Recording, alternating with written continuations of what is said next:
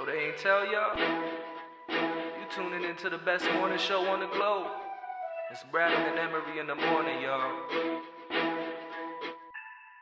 LeBron or Jordan, either one when I'm performing. Crossover, buzzer beater and I'm scoring. Bradham and Emery in the morning. Every play they on it. Every day I'm balling. Who's the coach? Who's the GOAT? Like Brady and Belichick, best show on the globe. And they embellish it. Y'all paying Ziffy, I'm Ken Griffey or maybe Mahomes. I stay in the zone, whether man to man or play in the zone. They can't stop me. Mayweather boxing, Curry with the shot, man. We just the best to be. Can we have our SB, please? This was meant to be. Every morning with Bradham and Emery. Happy St. Patrick's Day, everyone. You know the vibes. This show is going to be great. Legendarily so. Out here with the Don and Dole already. That's right. Justin Emery special. Right. Came over here. Said, it's St. Patrick's Day. We didn't have any Jameson. No.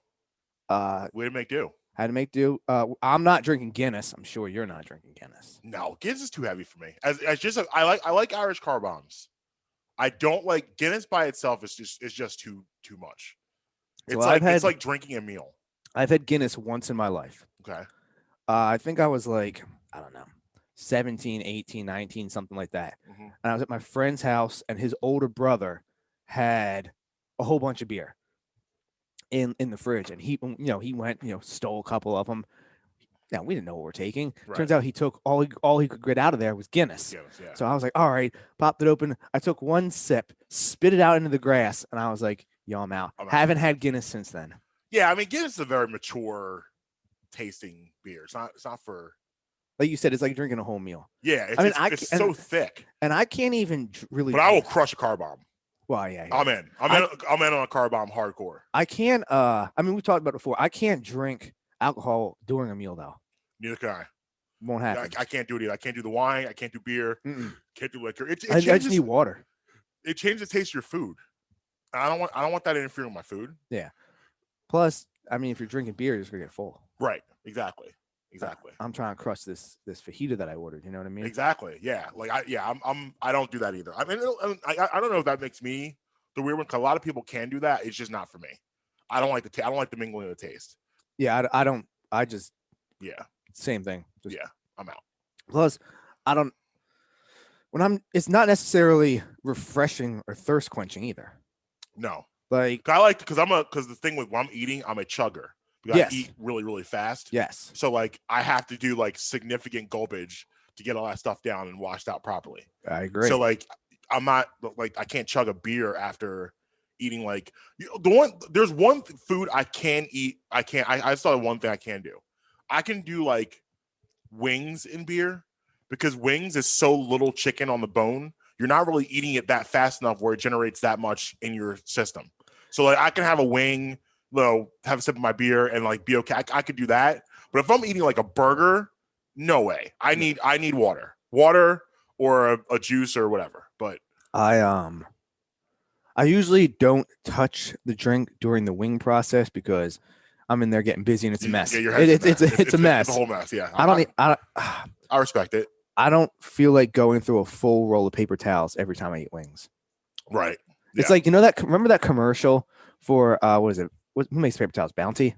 Yeah. Remember that commercial where it was the kid sitting there, he'd eat a wing and then he'd get like a store brand paper towel. And after one wipe, it'd be trash. And then he'd go back and take a bite of the wing and then wipe his hands again. He'd do it with Bounty and he was like, oh, I don't have to throw the paper towel away. That's me. That's you. Boom. So if it comes like things like that, wings, I just gotta dive in. In a glorious mood today. Yeah. Number one, call me Stimmy Rollins. Oh yeah. Call me Stim Tommy. Yes. That's great. Obviously. And then you know what I'm gonna be like on Sunday to Chick-fil-A? Open. Got my Stimmy open. Open up. Give me the whole filet and I'm opening on Sundays. And then number two, the basketball team. Continue to put smiles all over my face. I have not, the last two wins, I have not been more annoyed with Sixers wins, strictly because of the outcome betting wise. But this was another loss. This was a loss. I'd say we're up to 6 now. Yeah, this was a loss. I'd say this we're was up to a game that last year they would have lost. And you're going. I think for me, the play I think that changed everything was the Dwight Howard block on Julius Randle. I think that was the beginning of momentum starting to shift in the Sixers' direction because they were sleeping for a while, and it was a weird game, really low scoring. I could not watch any of the game because for some reason the TV decided to pick up my location that I was in Baltimore again, so I got stuck watching the Celtics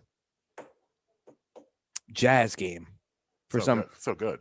Yeah, so I didn't get to. Let me walk you through. Yeah. Oh no, I mean I know what happened. Like I was watching the GameCast, following on the Bluebird app. Gotcha. But I didn't actually physically watch any of the game. Yeah, so that you had that block in a mid to late third quarter, and the Sixers were slowly but surely making runs. And the Knicks are a tough team. This is the best Knicks team since 2011, 2012, the Carmelo Anthony early era. Last one they played with Jason Kidd. They're a playoff team. Tyson Chandler on that team. Yeah, they're a playoff team this year. And Julius Randle playing out of his mind. They're getting good production from guys like Reggie Bullock and Alec Burke, who we had last year over here. They're getting nice production from these guys, and they're playing pretty well. There were times where it looked like they were going to pull ahead and really pull ahead, especially in that where the Sixers were their makeup run. They would get within 2 or 3, then the Knicks were going to run and put it back to 7. That kept happening a couple times, but the Sixers kept on coming. And it was the relentless pursuit was what I was most impressed at. Where, again, last year, there were times where if the Knicks were kept pushing ahead, eventually the Sixers just die out. Tobias Harris, major down the stretch, gives you a 30 spot. He was now his what's cool to see about him is his confidence is through the roof. His confidence just through the roof. I've never how often have we really seen Tobias make a shot and start barking? He was barking. He was barking last night. He wanted everybody to know that he should have been an all-star over Julius Randle. Yeah. Yeah, I mean, and also too. That's exactly what it was. I'm glad you brought that up because his defense on Julius Randle on the stretch was enormous. Julius Randle had a really good first half, but Tobias Harris did a great job on him in the second half, primarily in the fourth quarter. So yeah, I'm pulling up the box score now. So you look at this game. This was an important win for me, just looking at the landscape of how I have this all playing out with Embiid being out. I was watching the game, I was like, yeah, we can't lose this one. We just can't. We need this one because tonight's gonna be a tough one. We're gonna get into that a little bit. When we broke down the schedule, we counted tonight as an L. Right. And that's why it was so important to win last night. Like you said, the hottest team in the NBA. Everything is coming together nicely, and they're playing well. This is the Dwight Howard signing was so important, paying dividends right now. So huge. He had the highest plus minus yesterday. Yeah, he's playing so well, and he was a major steal to get him over here from LA. That was a big deal. A big deal, and you're seeing that play out in real time, and you're seeing why that was so important. So we got 30 from Harris, 20 from Curry, 16 from Simmons. Curry had a nice game. Hit some big shots. 0 for Bradley. I think Curry was 4 for 6 from 3. And he was 4 for 7. 4 for 7, and then Tobias was in that range too. 4 for 6. Yeah, okay. Tobias flip that. Yes. Tobias 4 for 6. Curry 4 for 7. Love to see it. And then how'd Danny do? We had Danny Green, who went 1 for 10 shooting, which included 1 for 7 from 3. 10% for 3 points. Yeah, not a good day. Not a good day for Mr. Green. Including one of the worst passes I have ever seen to Ben Simmons. Did you remember that one? No, I don't. So I think it's about 2/3. I got it. It's about 3/4 of the way through the first quarter. Yeah, I got in second half. I got in third quarter. Yeah. So it's a rebound on the right baseline, defensive rebound. Danny Green gets it, and they're going up court, and Simmons is getting close on the left side of getting up towards half court. Yeah. So Danny Green kind of like just goes to push it up courts to him. Just kind of like lobs it, and it just easily gets grabbed out of the air by the Knicks players and flipped on the other way. Out. To the point that Simmons just kind of throws his hands up like, what are you doing? Right. I want to take a second to really discuss Daryl Morey for a second because I thought you were going to say getting Thibault in the starting rotation because that needs I think we know how I feel about that, but I want to talk about Daryl Morey because the way this team is constructed, it is built better than ever to play without Joel Embiid. True. And that's what you're seeing, and that's why I think they're going to be okay, is because you have a team that can score, that doesn't need. And listen, don't get this misconstrued. Joel Embiid is the best player on the team. He should be the MVP. Top 5 player in the league. Yeah, he should be MVP. Like, you need Joel Embiid. You're going to need him in the playoffs. But for stretches of time, the Sixers can function without him because there are other options. And, obviously the merger to Tobias Harris was huge. But guys like Seth Curry, which he's had kind of an up and down year. A lot of that had to do with the COVID. But you're seeing how valuable and how important it was to have him over here to have that shooting. And now with Ben Simmons gets to do the things that Ben Simmons really enjoys doing. He doesn't have to be, even when, think about this, how great this is. Even with Embiid out, Simmons does not have to be your number one scoring option. You don't have to run through him scoring wise. He still can do everything that he loves doing, everything he did with Embiid. He still can do that stuff now. Think about that. And happy birthday to Embiid yesterday. Yeah, 27. 27. Can you believe he's been here 7 years?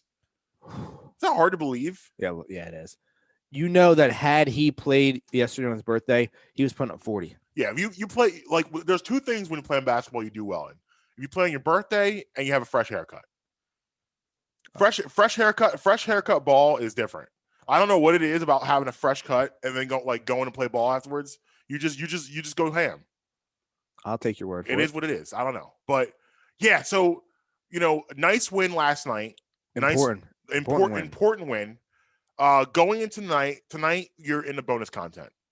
If this happens, you get this, because if you get this dub, here's what's going on with the Bucks right now. The Bucks are in one of those times that they have for the past couple seasons. Is the game here? It's here, where they get hot. They get super hot, and this is kind of what happened within the regular season. It doesn't matter. The Call-in Studio web interface. But I know show recording briefly, is on. Yes, the Nets are extremely talented. We can't take that away from them. They have 3 of the top 10 players in the NBA. They have the potential to be special. But I just need everyone just to pump the brakes on the Nets. So first of all, they got some bad news on Durant. Again, Durant is now out an extra 2 weeks when I thought he was getting back right after the All-Star break. He's still not back yet. So once again, I go back to what I said to you before. We still have not seen the big three, their big three, on the court at the same time for a consistent amount of time. And when we're on the court together in the beginning, it was not going well. It didn't look good. So everyone needs to pump the brakes on the Brooklyn Nets. The Brooklyn Nets, I know, are the sexy pick right now. Like Brooklyn's the cool city. You got Harden, you got Irving, you got Durant. It's in New York. I get all of that. Pump the brakes. If you're watching basketball, two things called momentum and chemistry. The Sixers have both. They have both those things on their side. They do. And I want to see in the playoffs what Brooklyn's going to do when they have a team that is dedicated for 48 minutes to play extremely pressured defense on them for 48 consecutive minutes. How are they going to respond to that? What's that going to look like? Hopefully they crumble. That's what I'm hoping. But, I think everyone needs to just relax on Brooklyn and start putting some respect on the Sixers name. And I think it's a thing where a lot of the media out there feel like they've been burned with the Sixers for the past couple of years. They kind of picked them and they've been kind of like a darling, and now they don't want to be burnt again. But this is the team you should be hedging your bets on, not those teams previous. This is the team. This is the squad. This is it right here. I heard some doomsday speak yesterday about how Embiid is not going to come back for this season. I don't believe it. Who said that? You want me to name them? Yes. Nearly everybody on WIP. Why? Where's that? Where's this coming from? Actually, and you know who else was another person? Bodner. Said he doesn't think Embiid's coming back this year at all. Well, no. He said that given his history and what the injury is, you'd have to assume that there's a chance that he's not coming back this year. No, he'll be back. Listen. I think the 2-week timeline is aggressive. I don't see him back in 2 weeks.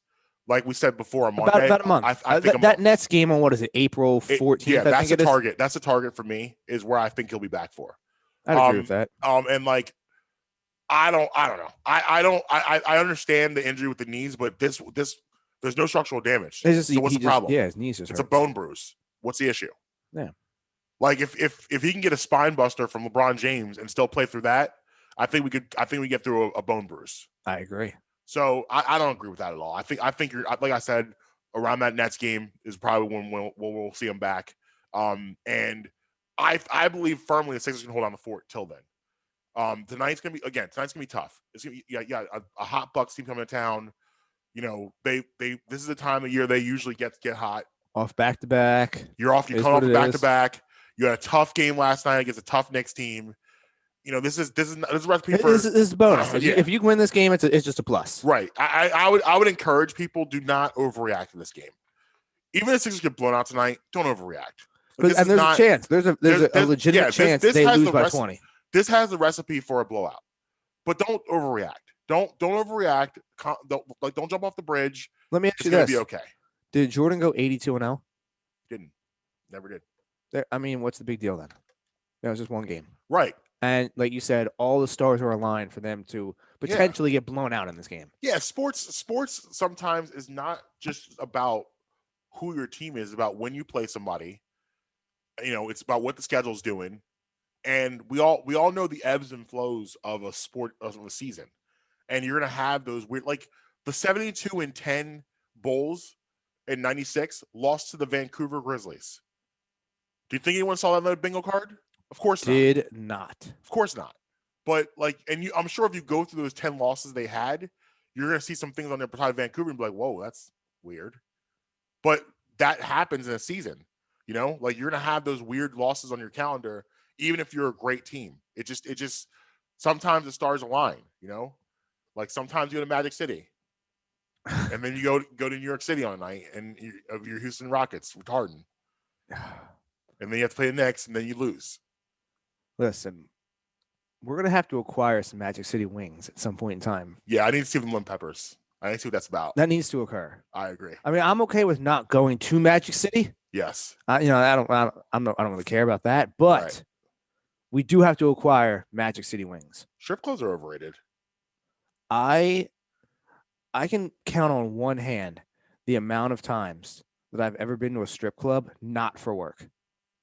See, when I was younger, like we used to do the strip clubs after the bar because if we wanted to continue the night, that was the only place you could really do that. If you wanted to keep drinking and like you wanted to like hang out, you go to the strip clubs. That's what you did. And that's where I would use them for. Because like in Philly's not like New York where bars are open to 4 or Miami or a place like that. In Philly, it shuts down at 2. Yeah. The only thing open is Delilah's, cheerleaders. You know, they're the only places you can go. So that's where we would go to hang out. But like, it wasn't like, oh yeah, boobies. No, like it was just like, we're gonna hang out, we keep drinking, let's do that. I think once my cousin's bachelor party, I think is the only time I've been to a strip club, not for work. Okay. In Vegas, we did a lot of work with the strip clubs for obvious reasons. Sure. Yeah. Yes. Yeah. I watched the Super Bowl, the Chiefs Niners at a strip club. Okay. Yeah. There you go. All right, on that note, we're gonna take a break. When we come back, I don't know. Brian in the morning, Marcus Brown. J. Cole. J. Cole. Oh, J. Cole's on the J. line. Cole's on the other side. Awesome. Brian in the morning, Marcus Brown, just remember right back. Hi, I'd like to talk to you guys today about my friends at Uncle Mike's Homemade Ice Cream. USA Today selected Uncle Mike's Homemade Ice Cream as the best ice cream parlor in Pennsylvania. Uncle Mike's is a family-owned and dedicated to the production of premium quality and gourmet ice cream and sorbet, made fresh daily on the premises using the highest quality ingredients available. Uncle Mike's features over 30 unique, delicious flavors offered in scoops, sundaes, shakes, and special order ice cream cakes and pies. Uncle Mike's homemade ice cream is located at 537 York Road in Warminster and is open all year round. Visit Uncle Mike's and let their friendly staff serve you happiness one scoop at a time. Hey, everybody. I want to tell you about Beef Jerky Outlet. 110 Lincoln Highway in Langhorne, right at the corner of Business Route 1 and Oxford Valley Road. Check them out online at beefjerkyoutlet.com/Langhorne. Use promo code Bremy for 10% off your orders. You can check out, they have all sorts of them. Everything you could think of beef jerky, they have. They have a ton of other stuff too. Spices, barbecue sauces, peanuts, all different kind of things. My personal favorite, the honey barbecue turkey jerky. Head up there. Sharon and Michael will take great care of you. Again, use promo code Bremy for 10% off your order at beefjerkyoutlet.com/Langhorne. Hi, I'd like to talk to you guys about my friends at Amy's Pizza. Amy has a plethora of pizzas for your munching pleasure, especially pizzas such as Hawaiian, margarita, and taco. Taco actually being my personal favorite. And also plenty more. If it's sandwiches you desire, they've got those too. Cheesesteaks, burgers, hoagies, even gyros. Amy's offers pickup and takeout options. Also, they're available on Grubhub. Amy's located at 332 York Road in the heart of Hatboro. You can call them today at 215-957-1000. Again, that's 215-957-1000.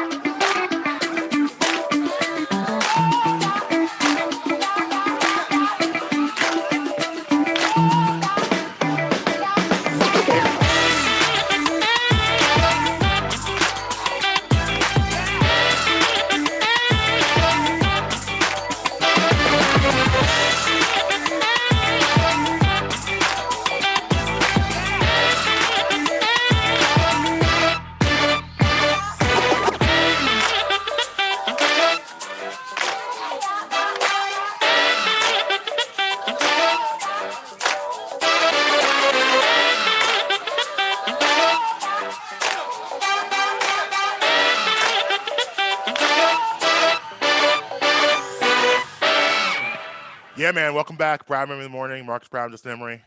It's like that Meek Mill Tory Lane song. We Liddy again. On the line with us right now. Oh yeah, he's here. He's here. J. Cole. It's a little late for St. Patrick's Day. You're only getting about 50% of me. 50% already went in the Irish coffee. Yeah, we're over here having our own celebratory moment. I think we actually have a food felony for you. Oh, he's aware of it. He saw it. Oh God, is it the Philly cheesesteak thing from Waif Girl Doesn't Eat or whatever her name was? Yeah, on a what was that? On On a potato roll? Oh, I'm sorry. Say again. Was that on a potato roll? It was on. You know what it almost looked like to me? It almost looked like, and I'm probably aging myself here. Yes, I'm old. It almost reminded me of those like yeast buns they used to give you at like Sizzler. Yeah, you know what I mean? Like you know the ones I mean. I mean everybody under 30 is like, who is this dude? But the adults in the room know what I mean. They just like they're like one step above Pillsbury Doughboy stuff, and I'm like. And then she was so proud of it. It's a Philly cheesesteak. No, sweetie, no. Yeah, Justin brought up a great point where like it usually whenever you hear someone say I'm selling you a Philly cheesesteak, it's usually trash. Well, like, first of all, we don't call it that. Nobody calls it a Philly. You know what I mean? Right. Nobody calls it that. Even the Barstool guy, who isn't my favorite food personality in the world, although he does good work, so you know, I mean, he should get props for that. Yeah. But even he doesn't call it a Philly cheesesteak, and he's from Boston. I get that the cheesesteak has been nationalized, right? A few years ago, I'm in Houston. I'm at a bar. We get there, and, you know, it's got to be 10:30 at night. Lady says, hey, we still have like a late night bar menu. And, you know, it was like one of these deals where the flight's delayed. They don't have our car ready. We pull into the hotel. It's like 10:30, right? Yeah. We just wanted to get something to eat. Go up to the room, me and my buddy. She's like, we have Phillies tonight. The two of us look at each other, and we think she's talking about like a baseball game. Right. And my buddy's like, I'm pretty sure they're off tonight. He's like checking his phone, right? Because he's got the schedule in there. No, she was talking about some sort of like steak-em and cheese whiz on a hot dog bun with salsa or something. And I'm like, I see it. I see a picture of it. And I'm like, oh. She's like, that's our Philly cheesesteak. We call it the Philly. And I'm like, Philly's going to call a lawyer and sue for slander because that's nonsense. Right. I get it, man. It's not going to be, and it sounds hypocritical for me to say this. And I kind of like to be, this show I like to be real honest because I don't feel like I have to sort of, you know, go out of my way to be super nice to any particular sponsor, except the jerky people. They're good people. Yes. But other than that, I get that people like if you look on Instagram, you see me mess with stuff all the time, right? You see me change recipes of things or whatever. And I'm not trying to put myself over here, but it seems like it's hypocritical. But I might change certain things, but you never see me hand you lemon meringue pie and tell you it's like a meatball hoagie. Right. And there's too much of that going on here in New Mexico, this is our version of a meatball sandwich, you know what I mean? And it's basically like 3 chunks of braised pork on like a grilled nopales. And I'm like, really? Okay. And this is what's kind of going on. And this is almost beyond food felony. This is like food RICO conspiracy. You know what I mean? This is like an ongoing conspiracy to change the names of stuff. And I'm like, well, the thing that always baffles me about the cheesesteak is that if you look and you break down a cheesesteak, it's a very simple sandwich. There's not too much going on there. And that's where people kind of like lose it, in my opinion, is that like people try to complicate something that shouldn't be complicated. Like slap some ribeye on there with some salt, and pepper, some whatever cheese you want to pick, and call it a day. And a decent roll. And a nice, right, because the roll really is like a major player in the whole thing. Like you got to have a great roll to set it all You're off. absolutely right. And I'll tell you who said this. Years and years ago, I did a food show out of Atlantic City, and we had Joey Vento on when they were opening the Geno's down there.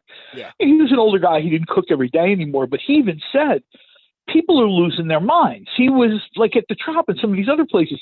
There were cheesesteaks with salsa, cheesesteaks with this or that. He came on the show and he even said, he's like, you know, basically you need 3-4 things.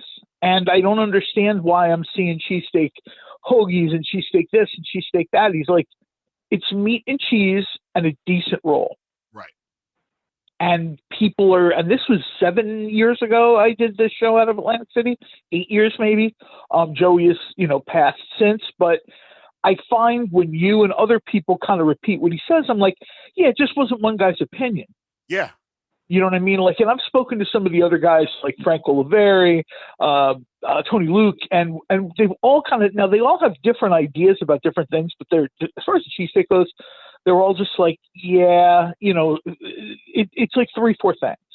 Yeah. And when it starts to travel further out, I like there's a place in Ohio, and this was last year, and I blistered these people on my show, Dining on a Dime, and they reached out to me like, man, what are we taking the shot for? They're putting like chunks of salami in their sandwich. No. Now, I guess salami, like cooked salami, I don't mean like good salami you get down in South Philly or North Jersey or New York or something. I mean like that cooked salami, which is that weird sort of mystery cold cut. Like, what am I looking at here? They cut like a 2-inch thick slab, they cube it, and they throw it on a cheesesteak. And I'm just like, ooh. And then I thought it was just this one place. Then I come to find out they do this all across Ohio in food markets and sandwich shops. And I'm like, oh, like I needed to take a minute. You know what I mean? Like, really? And they're so proud of it. Like, it's like American cheese and, of course, green peppers, bright green peppers poking through there, and chunks of salami.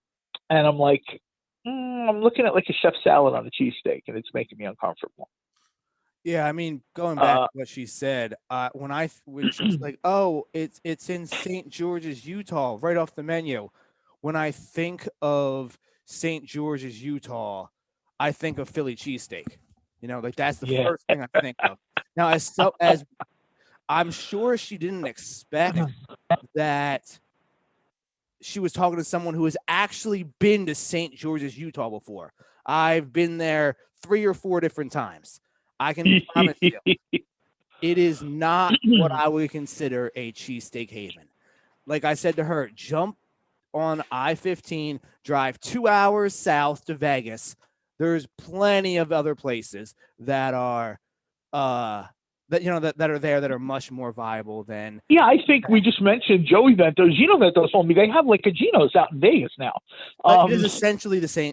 I don't know if it's. I've never actually seen the Gino's like per se. If there is Gino's branded, but there is a place out there called Pops that has essentially the same exact vibe as Gino's. Yeah, there's a place in Key West that's very similar. I think like the guy worked for Gino's or something, and he tried to get a franchise down there, and he couldn't make it happen. So essentially, he's just doing Gino's sandwiches, not to be, like bust on the guy, but essentially he's just doing Gino's sandwiches without paying the franchise fee. And to be honest with you, when I'm Key West, first day, it's great. My wife has got to order conch everything, and it's fish. Second day, I'm looking for real food. And it's hard for me to find down there, you know what I mean? Which is why Key West is great, but, I'm not, I lose weight when I'm down there, which I guess is a good thing. But, oh, hi, would you like to try our conch chowder? No. Where are we on my meatball sandwich? Oh, we don't have that. Yeah, okay. If I see peppers come standard on the cheesesteak, I instantly just want to punch every employee. Yeah, it should. Pepper should be an option.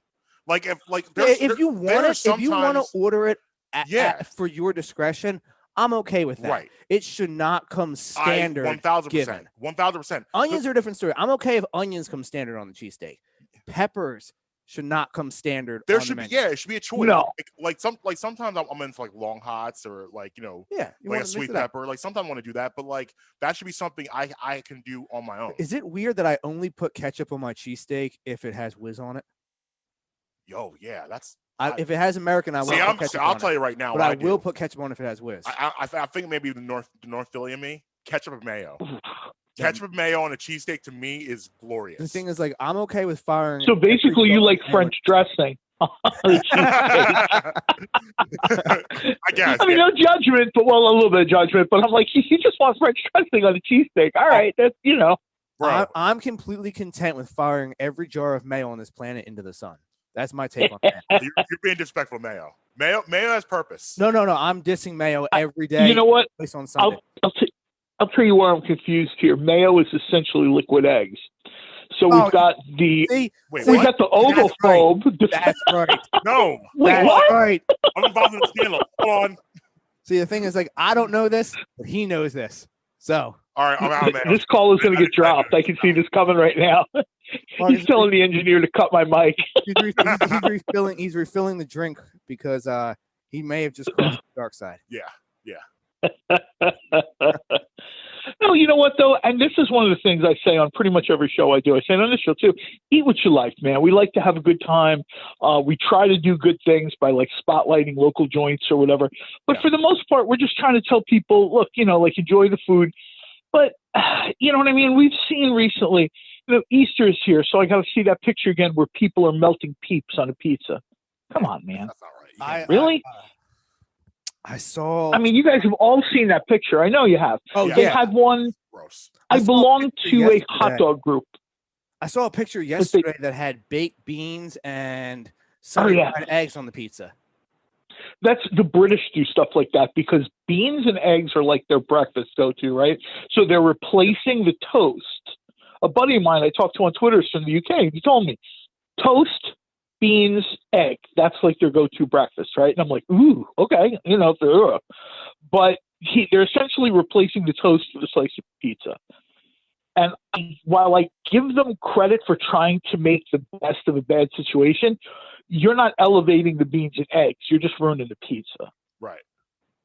You know what I mean? I get it. Like you sit down to breakfast and I give you baked beans, a slice of bread, and a couple eggs that are about a minute from being cooked. And you're looking at me like, what are you going to kick my dog next? I'm not eating that. I think it just comes from a thing with people with food where like everyone wants to feel like they're inventing something or doing something different or putting a spin on this, putting a spin on that, instead of just trusting the essence of the actual food and then just enjoying it. You know what? That first part of both sides of the thing you just said are absolutely correct. But speaking to the first part of it, everybody wants to quote unquote invent something, right? They want to have their name attached to something. Like this was the first person, he or she, you know what I mean? Put a burger between Pop-Tarts or whatever crazy, whatever, right? Right. And I tell people this all the time as someone who's been around for a minute. When I dropped the menu in the 90s where I had pork roll, egg, and cheesesteak, people thought I was some kind of weird culinary genius when I would do like tailgate catering. Mm-hmm. That recipe came from a place in Princeton that's been doing it like since the 60s. Wow. So while, maybe I was the first guy at a South Jersey tailgate to do it, you know what I mean? I'm like the 1 millionth guy to do it. I'm not like the first guy to do it. But, I got over for that and people were like, oh, what other kind of weird combinations do you have? And I'll admit, back then I was sort of like enjoyed the attention and the money or whatever. But the truth is, nobody's inventing. You're rediscovering stuff. Oh, yeah. Like for a while. Said that at this point in time, everything has already been invented. You're just you're right. And tweaking it a little bit. Right.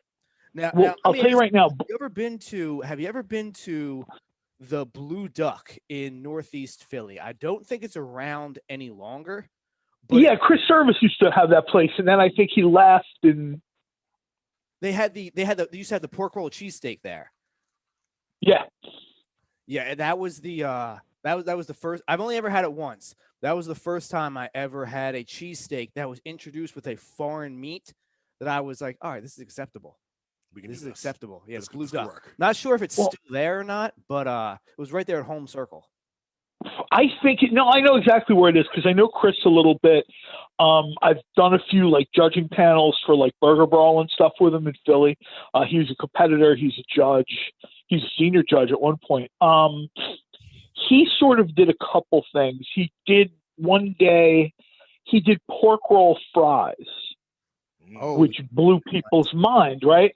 Now, he knew it. There were bars up in North Jersey. They call it Taylor ham mistakenly, but they sort of do Taylor ham fries, which instead of cutting it in slices, they just cut it like in, palettes, I guess would be the technical cooking term, but steak fry shape. Yeah. Okay.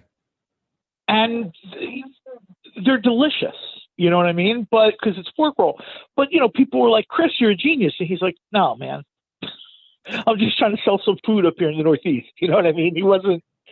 And this was a guy who's legitimately, there's like 3-4 people in Philly, Chris Service being one of them, that in the last 10 years, they've broken a lot of ground. They really have, like in culinary terms.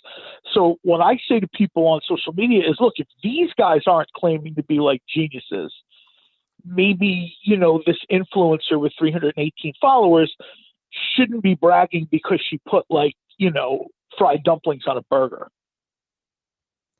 Right. And I know that sounds like I'm shooting on people, and maybe I am a little bit, but what you guys are saying is today's perfect example. Today's the recording of the show, airing of the show, St. Patrick's Day, right? Yep. Right. McGillen's has been doing a sandwich for a couple of years called the Emerald Isle. And it's essentially a cheesesteak, but the beef is replaced with corned beef. Now, that's not going to be for everybody. And immediately the cheesesteak aficionado is going to be like, that's not a cheesesteak. Yeah, I agree with you. It's not a cheesesteak.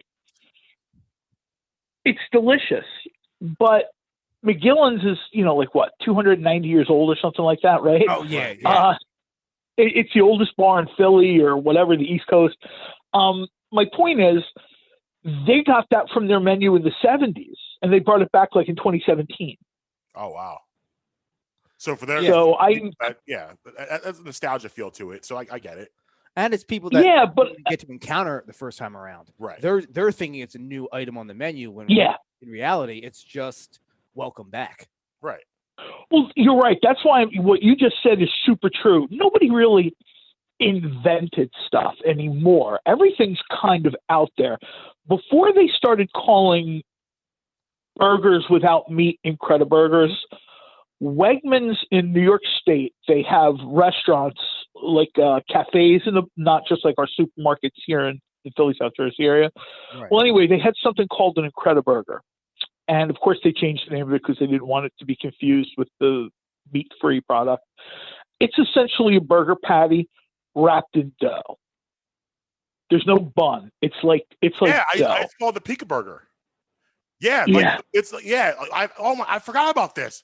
Yeah, they used to have literally it was like dough, and you take a bite, and all the burger stuff is in there. They were doing that around. I have a Wegmans about 15 minutes from my house in Warrington, Pennsylvania.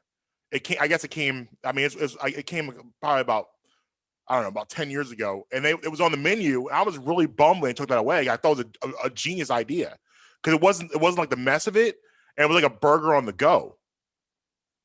Burger on the go. I think it was a great idea. It was. And my old man's menu used to have. My old man was a caterer. People have heard me talk about this before. I'm not going to get into that, but he had an item on his menu where it was meatloaf wrapped in dough. Okay. These are all just plays on beef Wellington. Right. That's what I thought of when you said that. It's interesting you said that. That's all it is. Salmon Wellington, lamb Wellington. I mean, I guess the person in this country, people on TV see do it the most is Gordon Ramsay, right? He does it every week on Hell's Kitchen or whatever. But essentially, Wellington is a protein, usually some kind of covering. Sometimes it's mushrooms, sometimes it's not. And then a pastry of some kind wrapped around it. Yeah.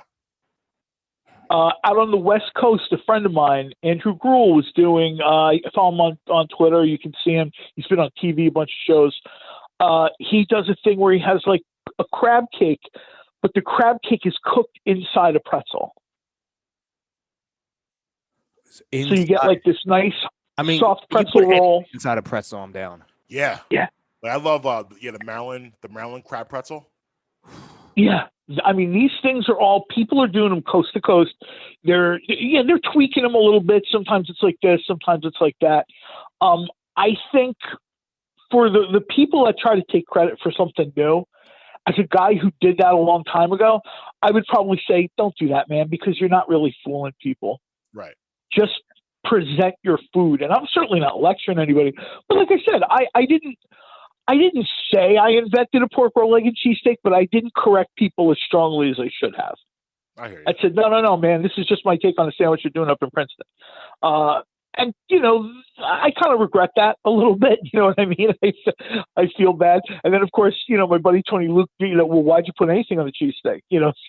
So I got it from like both sides, right? Like, dude, you failed. I'm like, yeah, I know. I'm sorry. See, for me personally, if I could have my name associated with any kind of creation involving pork roll, I would have taken all of the credit in the world. I would have said, yeah, I created pork roll.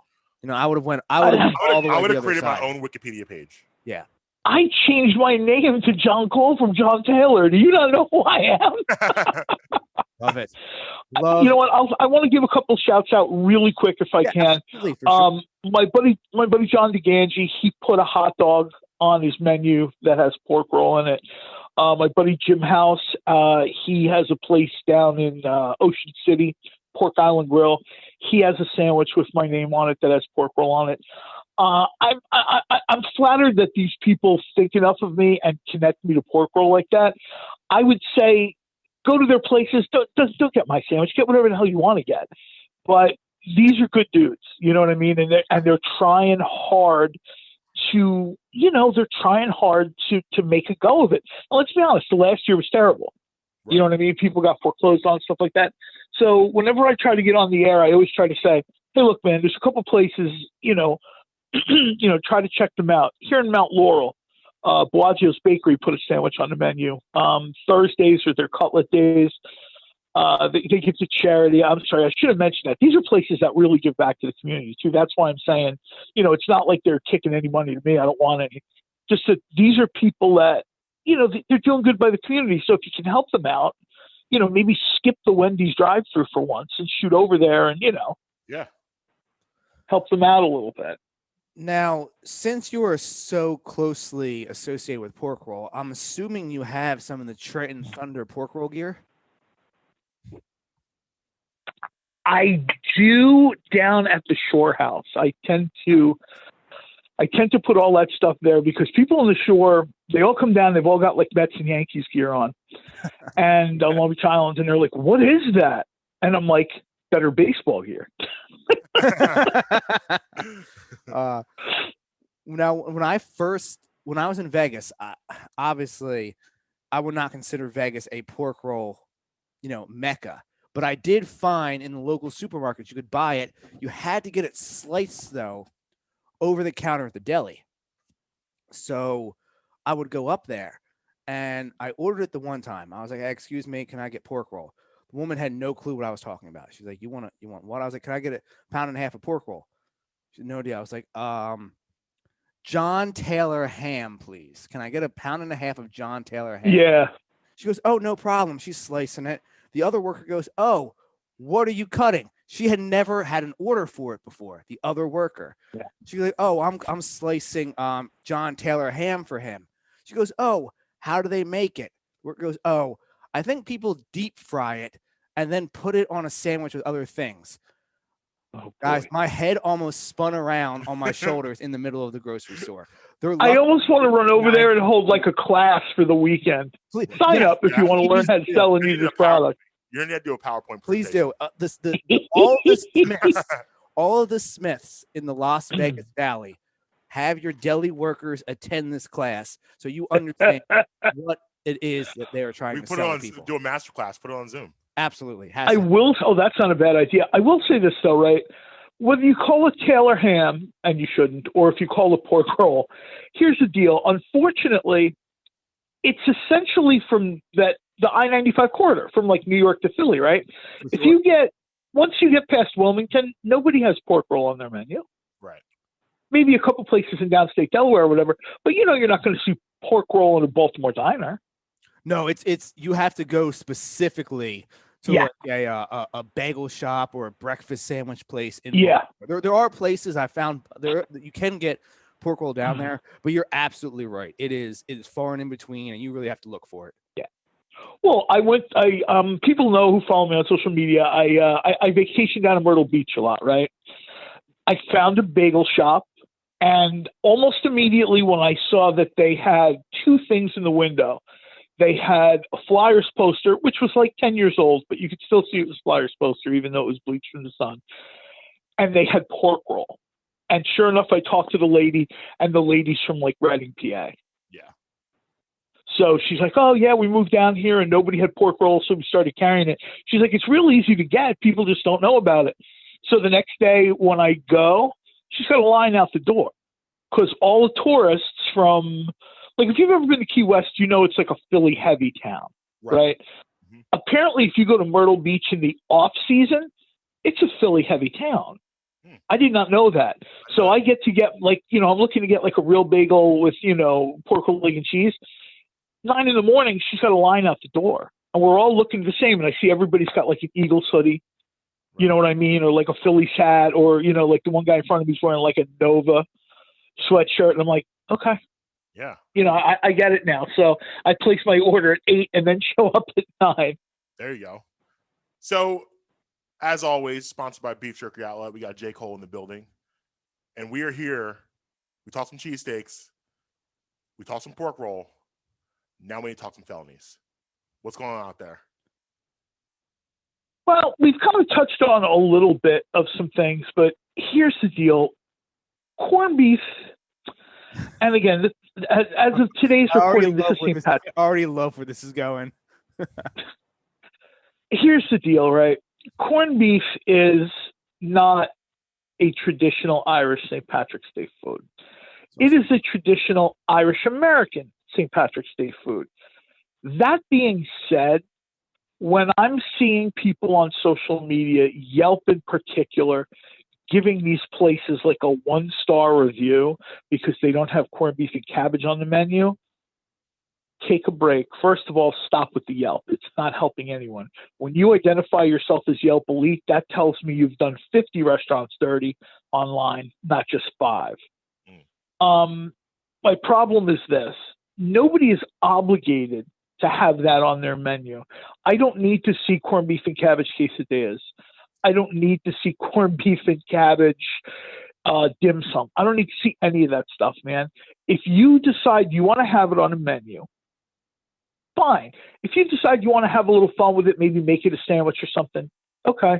I've even had corned beef sushi, which is essentially just the cabbage leaves, the corned beef is rolled up, but everything's cooked. You know what I mean? It's just like a different way to. I presented a pulled pork like that once.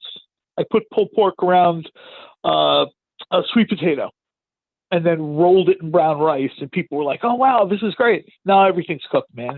People didn't want to eat raw food. I'm like, no, it's not raw. I'm just messing with the shape of it. My point is, stop. Everybody isn't going to have corned beef and cabbage. If you like to make it, make it. If not, I see people giving grocery stores a hard time. I'm in my local Italian market. I'll say again, Italian market.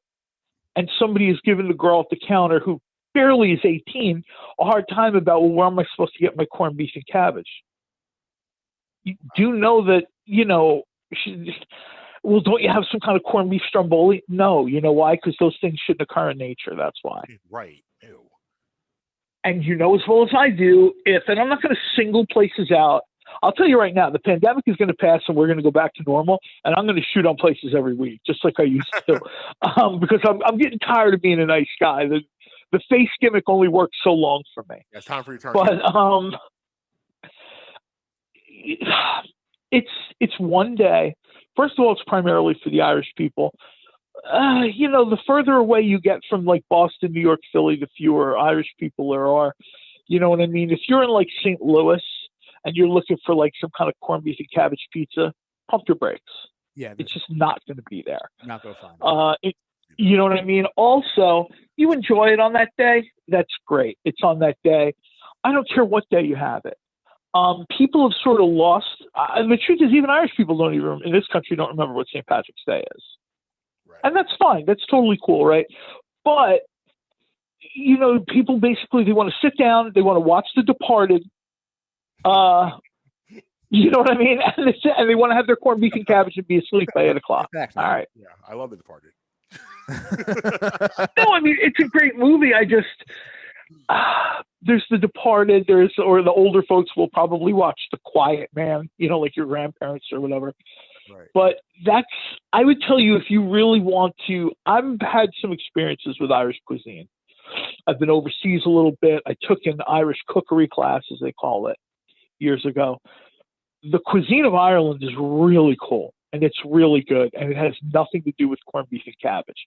So I would suggest do a little bit of a deep dive. Find some of the amazing dishes they do. Grilled lamb with spring onions and, a nice reduced whiskey glaze, something that is more reflective of Ireland and less reflective of like the Irish pub in Atlantic City. Yeah. Yeah, I hear you. Something more authentic. You know what I mean? Than, Absolutely. Something more authentic than whatever the bastardized version of it that they just build around here. Exactly. Well, that's the other thing too. Corned beef is one of these things that people don't cook very often, so they don't even know how to cook it right. Oh, I hate it. It's like jerky. First of all, don't do jerky that way. You know what I mean? The jerky can be a great product, like you guys know. Yes. Second of all, you shouldn't be cooking anything if you don't know how to cook it. Facts only. Oh yeah, you just put it.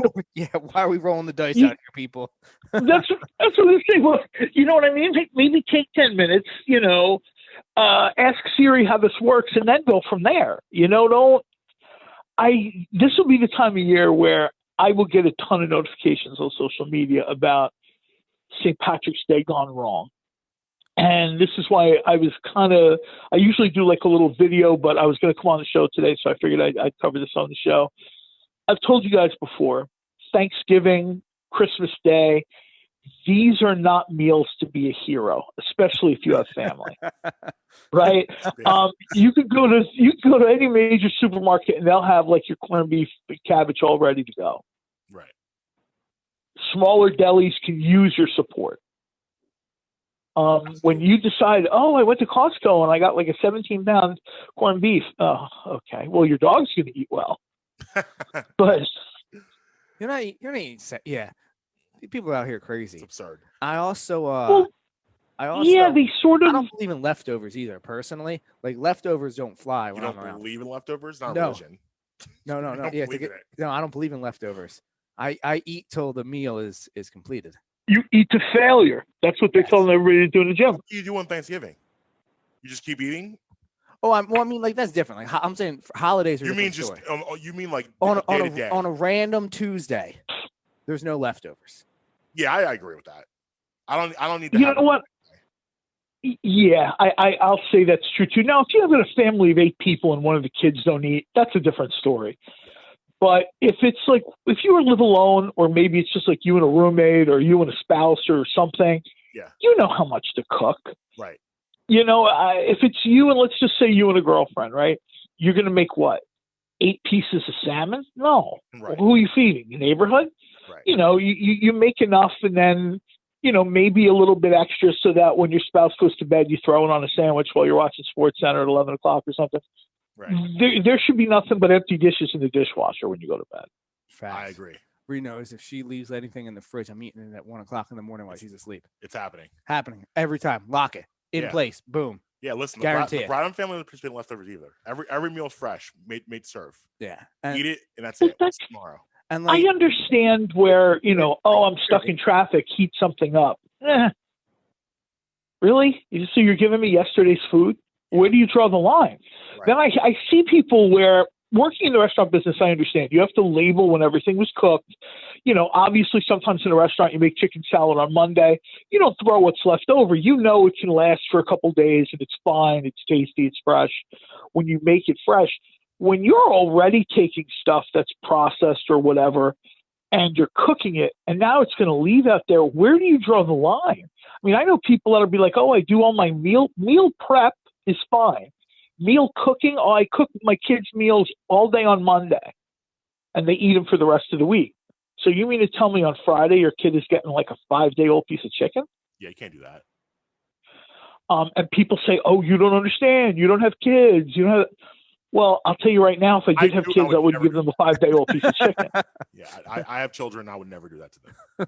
You know what I mean? I don't know if I'd let the dog eat a piece of chicken that was 5 days old, let alone a human child of mine. oh yeah, no way. Swoop's getting No way. 5-day-old chicken. That's cool with me. J. Cole, tell them where to find you. You can find me on social media, Twitter at J_Cole, COHL. I'm at J Cole on Instagram, J Cole on Facebook. Thursdays, you can find the J Cole sandwich at Bellagio's Bakery, chicken cutlet. Cooper cheese, which I've had a great relationship with the Cooper people over the years. Long hot firecracker sauce that I put together for Bellagio's. You get a chance to head over there and check them out. They're good people. Get whatever sandwich you like, but they're another one of these people that are helping the community, feeding people for free. They could probably use your support. Yeah, man, absolutely. Well, listen, man, we look forward to talking to you next week. Always a pleasure. Thanks, guys. Appreciate it. For those who celebrate, have a happy St. Patrick's Day. Yes, Take care, sir. guys. Thank you. Next week. Will do. Bye-bye. I gotta say something right now. I have a rule that I thought about. I don't have to worry about this in my house because like I'm practically married. Okay. But there's a rule of thumb, and I think all men should follow this rule. This will be Okay. controversial. You ready? Do not marry a woman that cannot cook. Okay. Just don't do it.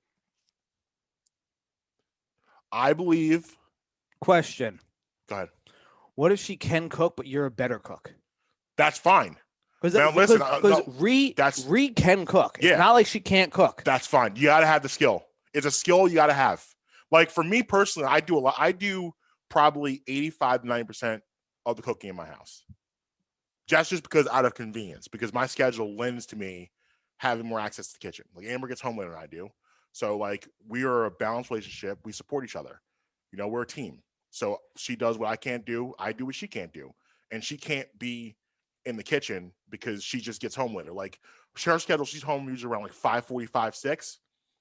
The kids need to eat dinner by 5 because they have a schedule they need to keep. So the schedule is in line for her to cook because she cooked. The kids would be eating like 6:30. However, if like it's one night and like I'm like, yo, I don't feel like cooking. I look at you and she's looking at me and she doesn't know how to boil water. That's gonna be an issue for me. Oh yeah. That's a problem. For sure. Yeah, no, like I said, Reed knows how to cook. I feel just like it's say skill- that I think I'm a better cook than she is. That's fine. Yeah. That's fine. Amber and I would say we're a push. Like we're both really skilled. Now baking's a different story. Yeah, baking she'll kill me. I can't. Well, see, with me, I don't like to bake because I don't like being restricted. Like baking, you have to follow too many rules because everything is measured out and you can't go over. I don't like baked goods enough to bake. I'm not really a huge baker, but I don't like the restrictions. I like being able to just kind of eye it up and just do my thing. Making your own rules as you go. Exactly. That's not necessarily good. But I do believe. We are sorry, but the show has ended. Like, goodbye. Bro, you got to be able to cook. Yeah. It's not going to work if you can't throw down in the kitchen. Like you got to be able to do that. It's just a skill you have to have. And this is not. I'm not being sexist. I think it's just fair. The thing is, every single person should know how to do it. I mean, I think for like men, for men it's a luxury. One of for me, like you know about Juju Smith when he was coming out of college, right? No. One of the knocks against him. Oh no, I'm sorry, not Juju Smith. I'm sorry, Eli Apple. It was Eli Apple. I'm sorry, okay. It was not yet. One of the knocks against Eli Apple was when he was coming out of Ohio State. Is that coaches? They're like his talent's undeniable. Mm-hmm. He's one of the best corners in the entire country, playing on one of the best teams in the entire country. They thought that he was so immature because he couldn't even cook a box of macaroni and cheese by himself. Yeah, I mean, so when you say when you say you should know how to cook, the way I look at it as you should have. Like, yeah, you should be able to make pasta. I look at it as you should be able to survive on your own. Yes. Can you survive on your own? You don't have to be but I think you don't have to be a master chef. I think knowing how to you don't gotta be J. Cole. Right, but knowing how to really gotta be able to survive. Right. Knowing how to really cook is a luxury for a man. And it's a skill that I would say for like if you're trying to attract a mate as a man and you know how to cook, you are way ahead of the game. That's a huge plus for you. Like for me, like one of the things that won over Amber immediately is that like one of the first dates I did, I cooked dinner for her. And like, and that's like not something that's a little out of the box because a lot of guys can't do that. So it's definitely a luxury to have that on your side. I'm saying if you are a woman and I am marrying you and you can't cook, I can't be involved. Fair. I just can't. Like I can't look at you. I can't look at you the same. You got to know how to cook. Let me ask you this, though. What if it is someone who is in the professional cooking trade? For example, can't remember her name, the actress's name, but Okay. Bobby Flay's wife, his ex-wife, Okay. was the DA. The actress played the DA on SVU. The woman that had blonde hair with glasses. Not Mariska Hargitay. No. The DA, the attorney, the district attorney. Oh, Yes, the her. DA on Okay. SVU. Okay. She was married to Bobby Flay. Okay. Okay. They've since divorced, but they were together married for a few years. Right. It is noted that she could barely boil a pot of water. Does that matter if your husband It does. is Bobby Flay? No, it matters. Okay. It I matters. just wanted to. Oh yeah, pitch the scenario to me. To me, it matters. But you got to be able, like, I need you, because it's sexy. Like, you think it's sexy when I cook. Well, I want to see you get in there too. I want you to be sexy in the kitchen. Make me a little meal. Like, it's just something you should be able. It's just something you should be able to do. Like, you just got to do it. Yo, my favorite meal that Ree makes is she'll make like a stromboli, but from 100% scratch. Wow. Like, we're talking scratch. She's making stromboli. Scratch. Look at that. Yes. Before Aaron and I started dating, we worked together. Because like she made it the one time, and I was eating, and I was like, I looked at her, and I was like, I'll be honest, I can eat this whole thing myself right now. She's like, okay, I'll just make a second one. Good. Boom, Like rack it. We before Aaron and I started dating, we worked together, we talked together, and like we would sometimes take lunch breaks together, and like we're in the break room eating, and like I ordered out somewhere, and she had a little container, and they're like these roll-ups things. And I was like, just out of curiosity, what is this? She goes, oh, it's lasagna roll-ups. Oh yeah, you've never had lasagna roll-ups? Not at that point. I was like, what is a lasagna roll-up? And she described to me. I was like, well, I love lasagna. She's like, well, do you want a bite? I was like, yeah. I took a bite of this. I was like, you are wifey material. Noted. Noted. I got my notes, my glasses. I was like, okay, we see what's happening here. Oh yeah, for sure.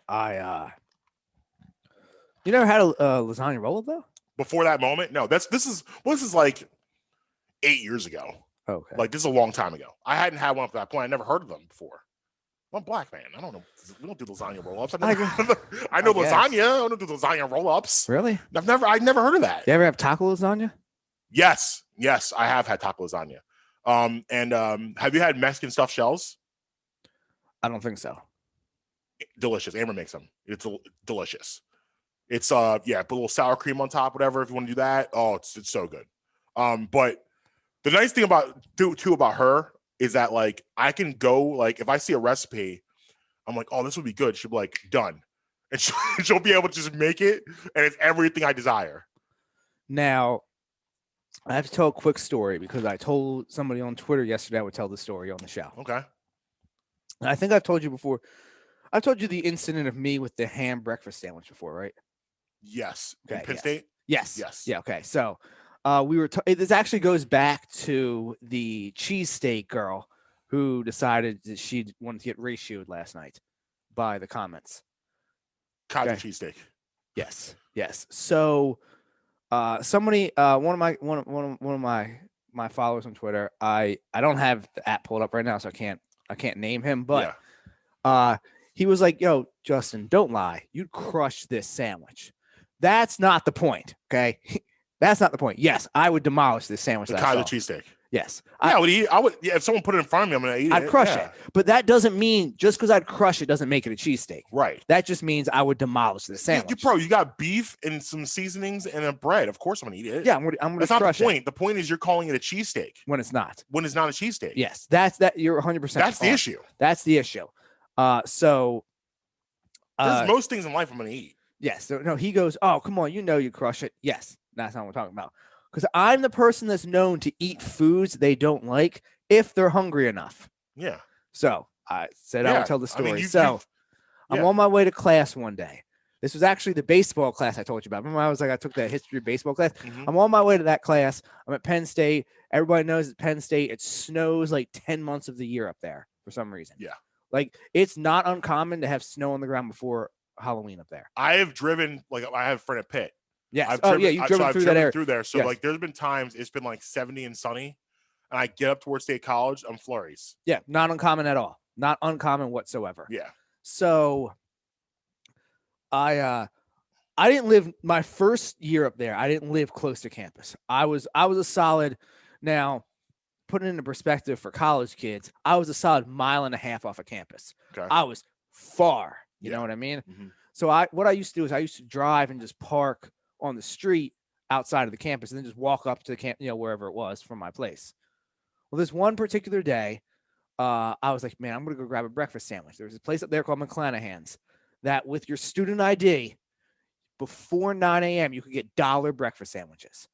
And I'm not talking little rinky-dink sizzlies from Wawa's.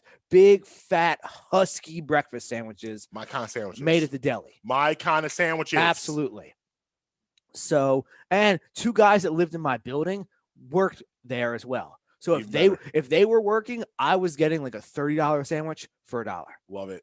So I go in there, I say, hey man, let me get a pork roll, egg, and cheese on a everything bagel.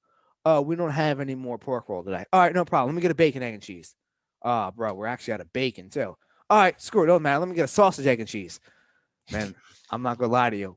We had a sausage too. I look at the guy. Okay, what kind of meats do you still have in stock? He goes, all we have left is ham. I hate ham. I hate ham deli meat. I hate ham at Easter. I hate ham at Thanksgiving. It's only a Dr. Seuss book. I do not like green eggs and ham. Ham I am. No, ham you are not. Yeah. Ham I am not. Ham I'm not. Ham is not here. Ham is getting booted out of here. I hear you. No ham whatsoever. Out. I'm hungry enough. I say, all right, man, hook me up with the ham, egg, and cheese. Like, give me that ham, egg, and cheese sandwich. Like 7 bites walking up to campus. Crushed it. Done.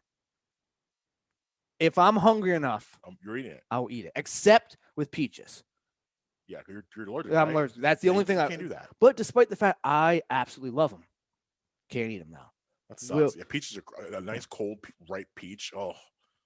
Another thing, there is one food though that no matter what I will not eat. Guacamole. Really? Hate guacamole. If I'm not, do I look like the kind of person that sends food back at a restaurant to you? No, not at all. If I order no guacamole and it comes out with guacamole, it's going back. The whole thing's going back to the kitchen. We don't like the color, the taste, the texture. What's up? Yes. All of it? Yes.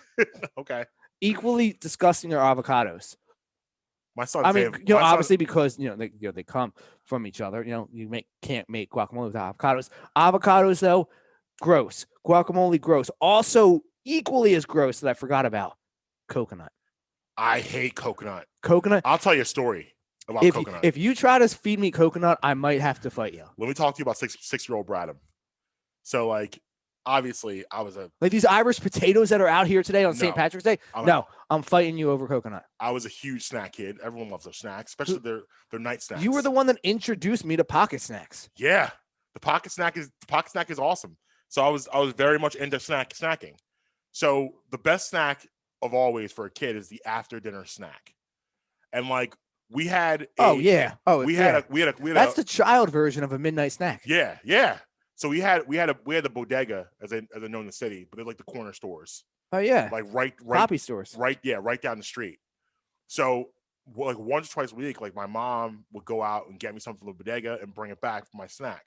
Now I was really into like the tasty cake pies back then. Like that was my go-to when we went to the bodega. When it had like the crusty outside. I like those or like the honey buns. So real quick about the honey buns. Okay. Am I the only one that thinks that we just all woke up one day and it sucked? It's not as good as it used to be. Like I'm talking 80s honey buns. I feel like it overnight the switch just got flipped on and honey buns just like it was like Coke.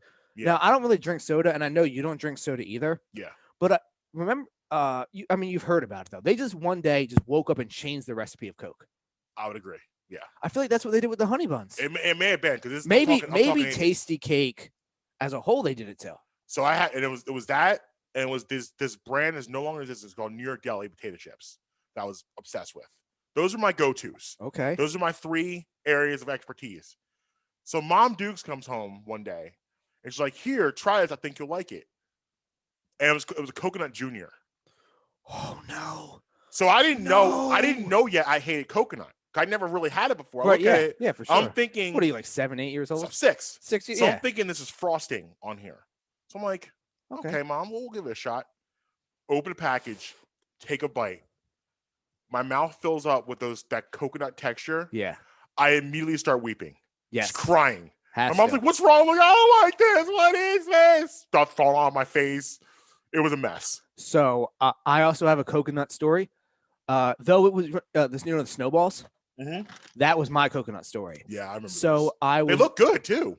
They look good. So, there used to be. Remember Super Fresh, the grocery store Super Fresh. Yes, I remember. Fresh. There used to be a Super Fresh. Super Fresh. You just took it all the way back. So So we used to live right around the corner from Super Fresh. Gennardi's.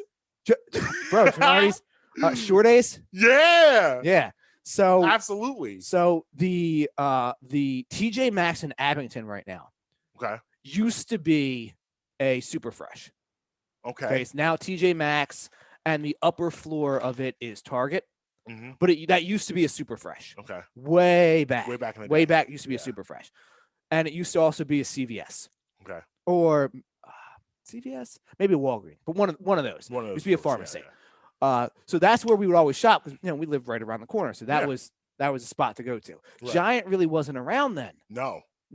So did Giant come from Gennardi's? I didn't make that up. I don't know.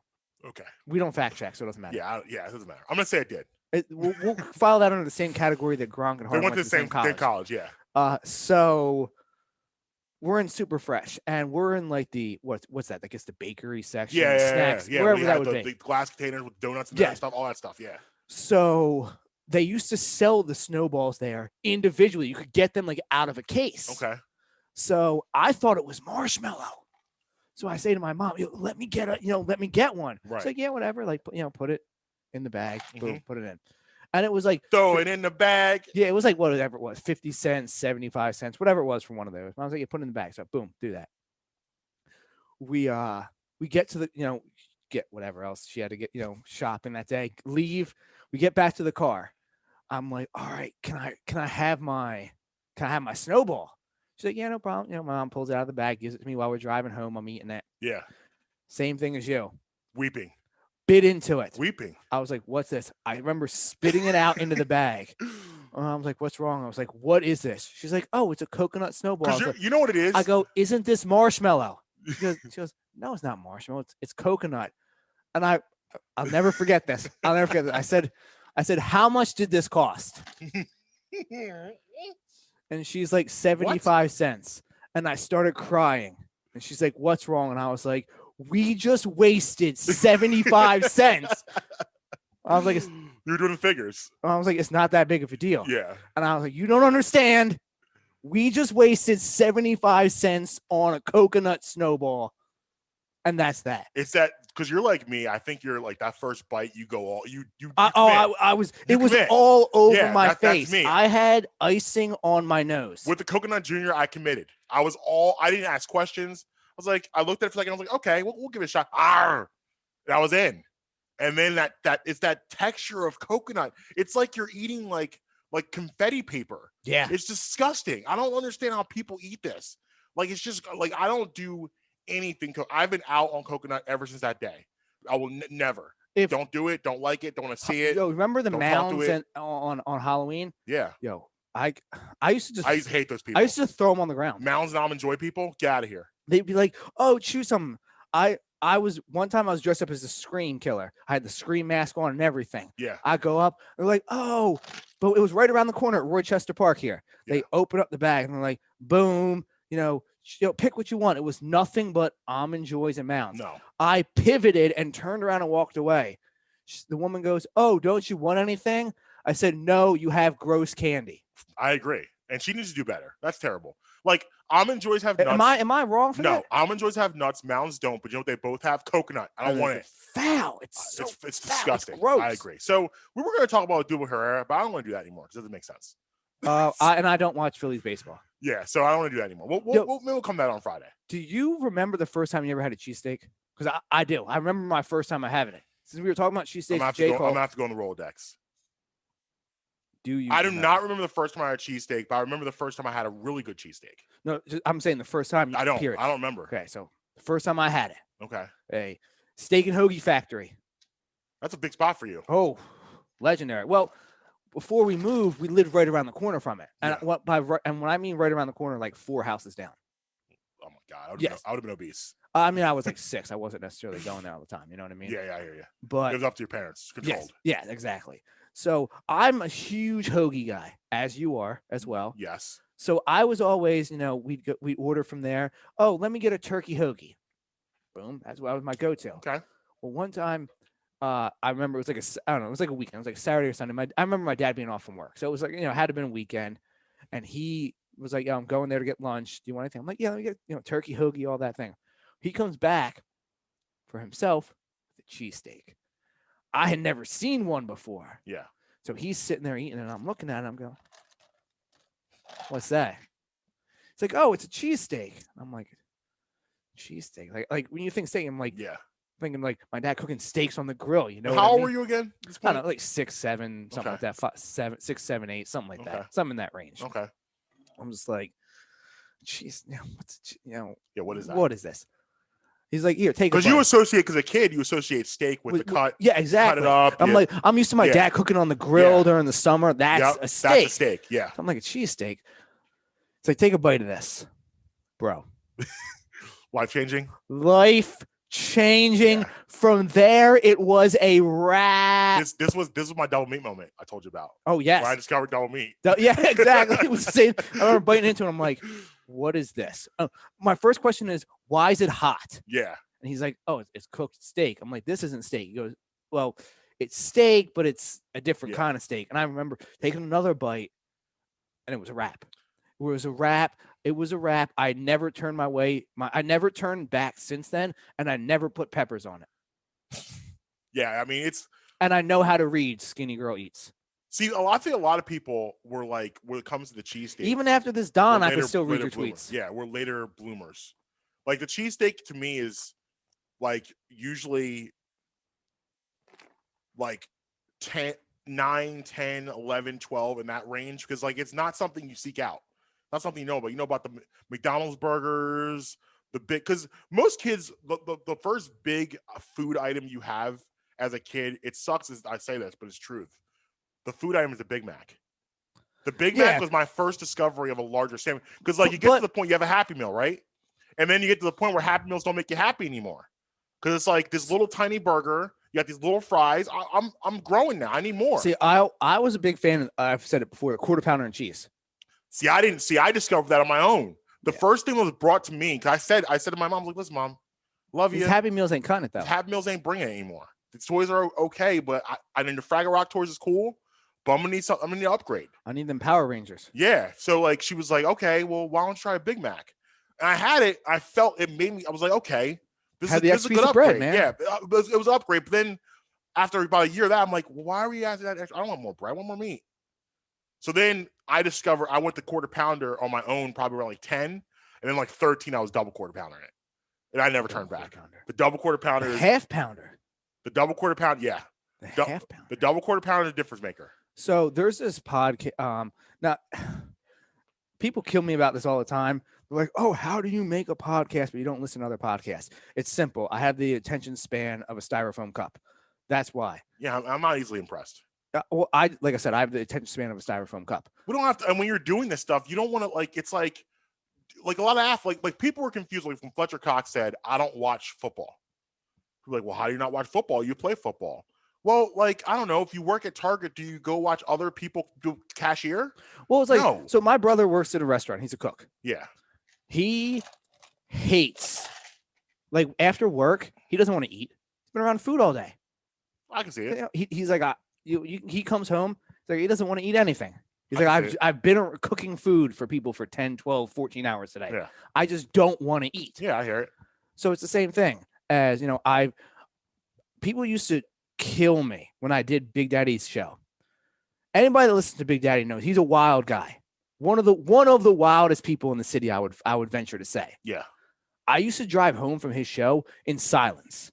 No radio, windows up, nothing. Because I had just had headphones on for 6 hours straight. Right. Do you think I feel like listening to something right now? Right. The answer is no. Yeah. It is a overwhelming, resounding no. I'm not interested. I hear you. But I say all that because I just discovered a podcast called Business Wars. Okay. And what it does is it takes a deep dive look at like, for example, the episodes I'm listening to right now is McDonald's versus Burger King versus Wendy's. Ooh. So like that's Send what me the link. Okay, yeah, I'm I in. definitely will. Yeah, so that's what I'm listening to right now. They have like ones on like Nike versus Adidas. By the way, Wendy's, by commercial wise, is killing both brands. They need to step it, and social media. They need to step it up. Actually, have you seen a new one? Bun, bun, bun. So according to the show, do you know that Burger King has had the most successful bang for their buck out of only 3 of them as far as advertising goes? The Have It Your Way campaign, apparently, still to this day, is legendary amongst restaurants. Really? I mean, I can only take their word for it. You know what I mean? Bun, bun, bun. You haven't seen a commercial yet? I mean, I probably have, but like I said, attention span of a styrofoam cup. So it's their Wendy's doing their jalapeno popper chicken sandwich, whatever. Yeah, I'm out. Yeah, me too. Jalapeno poppers, we talked about this. This is the ground floor of appetizers. Yeah, I'm out. Never. But they're saying like I'd rather have those Friday's potato skins, and they're garbage too. Yeah. Garbage. They're like, we want to give the people what they want, blah, blah, blah. Unlike our competitors, and they go to this boardroom, they call it the Mick boardroom. And this guy's like, you see this? And there's a picture of the Big Mac, and he's like, you take the bun, you have a bun. I have seen this. And you add a bun. Bun, bun, bun. Bun, bun, bun, bun. bun, bun. I mean, which I like, because I've said it for years. I mean, Prince is our guy. We've had him on the show before. He was co-hosted with me yesterday. Yes. But he is such a Big Mac fan. I want to debate him on this so bad. And I say the same. You gave me the greatest point to say to him. When I want to improve my burger, the last thing I'm thinking is, let's add another slice of bread. Yeah, that's absurd. Yo, Marcus, we're going to improve our burger. And salad dressing. You know what we're going to do? I'm putting another piece of bread on, bro. Right. Oh. With thin patties. Literally little frisbee patties. And Prince is a big man. I'm surprised at him. He's a big guy. Yeah. I would think he would want more of his burger than more bread. Listen, he will be the guest on the first happy hour episode. Yes. And that is topic number 1. Yeah. What is wrong with you? I will moderate it. I'll run point for it so you two can go. But I will say this though. Hot take. The Burger King's Bacon King is better than the Baconator. Oh, the Baconator is trash. I'm not going to go that far. I will. But I will say here's a problem with the Baconator. The Baconator is trash. Stop it. I will garbage. Stop it. I will say this about the Baconator. Trash. Stop. Trash. Stop it. Trash. It's not. It is. I will say this about the Baconator is that is it trash. Doesn't. I need more of a sauce condiment ratio, and it doesn't have that. Where the Bacon King doesn't need any of those things. It's just delicious. What's your take on Arby's?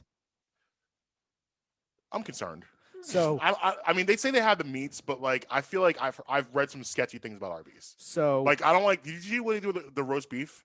So there used to be an Arby's at Penn State, and it was on the corner of one of the busiest intersections in the whole town. Okay, it was right at one of the main intersections. I remember one time I'm walking to somewhere I forget where I was going, but I look, there's a car upside down through the roof of Arby's. What? Yes. Obviously somebody, was flying down the street wild and went over the curb. And I felt like it was very appropriate because I would rather slam my car into a wall than eat Arby's. I'm not mad at it. I had it one time because like listen, you might have the meats. The commercials are pretty enticing. They make you want to eat there. No, they don't. I see the commercials. For me, I was like, this looks good. But then I went there, I had it. I wasn't really impressed. I didn't get the roast beef though. I refuse to get that. I've heard terrible things about how they provide that roast beef. So my buddy in college, Jeff, he's a Pittsburgh native. Boo. I mean, Yinzer through and through. Oh God, hardcore. Permane Brothers. Oh, so hardcore. Let's add fries to our sandwiches. That's cool. It was. I mean, like people haven't been doing that since the 50s. Right. But no, he's apparently Arby's is a staple in Pittsburgh. Okay. Are you surprised? No. I've said this about Pittsburgh before. I'm gonna say it again. Pittsburgh looks like a city where a man stood on a mountain and started throwing buildings. It's like Oakland. Just throwing buildings all over the place. Too. Yeah. You're right. It's insane. You're right. It's insane. Oakland is like the West Coast Pittsburgh. Yeah. Oaktown. That's. I know what I'm gonna be looking at on the map for the rest of the day now. Yeah. Let's hit a break. So break. Let's hit a break. Pay some bills real quick. All right, Bradman in the morning. Marcus Brown just naming Brett back. Hi, I'd like to talk to you guys today about my friends at Uncle Mike's Homemade Ice Cream. USA Today selected Uncle Mike's Homemade Ice Cream as the best ice cream parlor in Pennsylvania. Uncle Mike's is a family-owned and dedicated to the production of premium quality and gourmet ice cream and sorbet, made fresh daily on the premises using the highest quality ingredients available.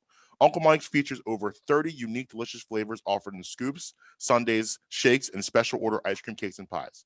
Uncle Mike's Homemade Ice Cream is located at 537 York Road in Warminster and is open all year round. Visit Uncle Mike's and let their friendly staff serve you happiness one scoop at a time. Hey, everybody. I want to tell you about Beef Jerky Outlet. 110 Lincoln Highway in Langhorne, right at the corner of Business Route 1 and Oxford Valley Road. Check them out online at beefjerkyoutlet.com/Langhorne.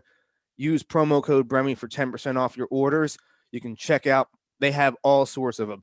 Everything you could think of beef jerky, they have. They have a ton of other stuff too. Spices, barbecue sauces, peanuts, all different kind of things. My personal favorite, the honey barbecue turkey jerky. Head up there. Sharon and Michael will take great care of you. Again, use promo code Bremy for 10% off your order at beefjerkyoutlet.com/Langhorne. Hi, I'd like to talk to you guys about my friends at Amy's Pizza. Amy has a plethora of pizzas for your munching pleasure, especially pizzas such as Hawaiian, margarita, and taco. Taco actually being my personal favorite.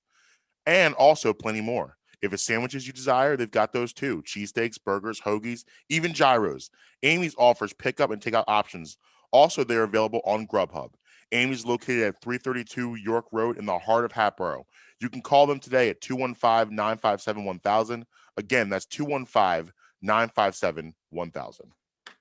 Yeah, man, we back.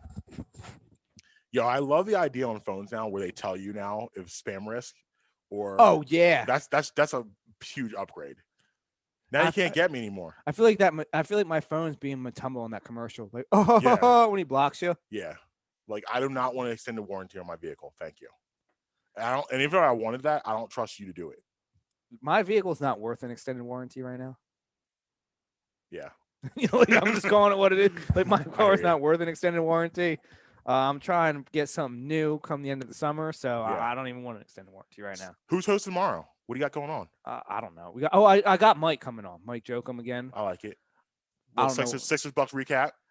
Probably a little bit, but admittedly, I don't know if Mike knows basketball. Okay. I know you'll find out. The thing is, he's a hockey guy. He's a baseball guy. Okay. That's what that's his wheelhouse. You get him in hockey. Like, you do not want to debate him in hockey. Do me a favor.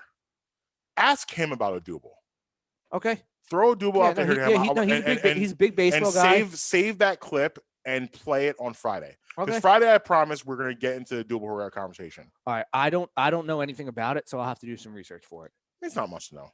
Because I don't watch baseball until it's the World Series, and I don't watch the World Series unless the Phillies are in it. So therefore, if the Phillies are not in the World Series, I can go a whole season without watching baseball. Yeah, it kind of took you off guard, didn't it? Yeah. You didn't expect that, did you? I don't know where to go with that. Yeah. I guess I'll be having a conversation by myself then. I will be going for a fourth straight week of winning hockey or not. Yeah. I will be going for 4 in a row. Yeah. If you win 4 in a row, I have a plan. I don't like that. I have a plan. Because Mike has a plan that I won 3 in a row. So he has a plan too. You got 2 plans. I know, and I'm not planning anything, so I'm definitely at a disadvantage.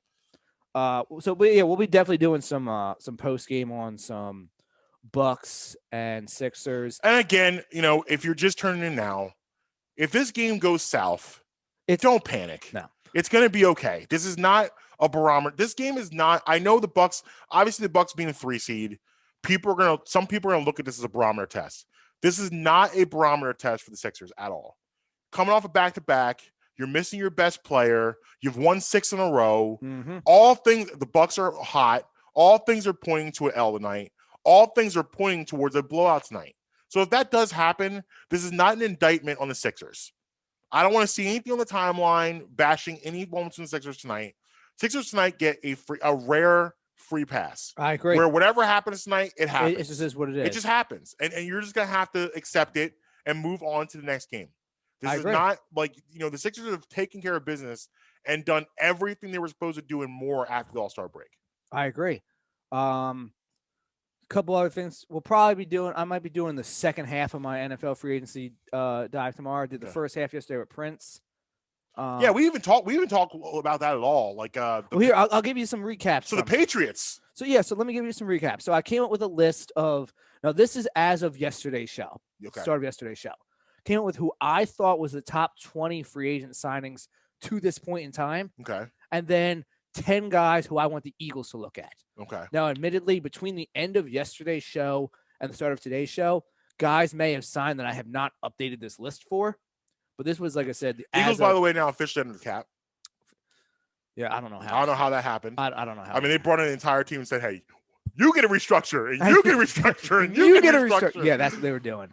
But so the quick recap: the top 10 of my, in my opinion so far: Shaq Barrett resigning, Levante David resigning, Joe Tooney going to Kansas City, Jonnu Smith going to New England, Hunter Henry going to New England, Corey Linsley going to the Rams, Trey Hendrickson going to the Bengals, John Johnson safety taking less money, leaving the Rams, going to Cleveland, Carl Lawson basically replacing.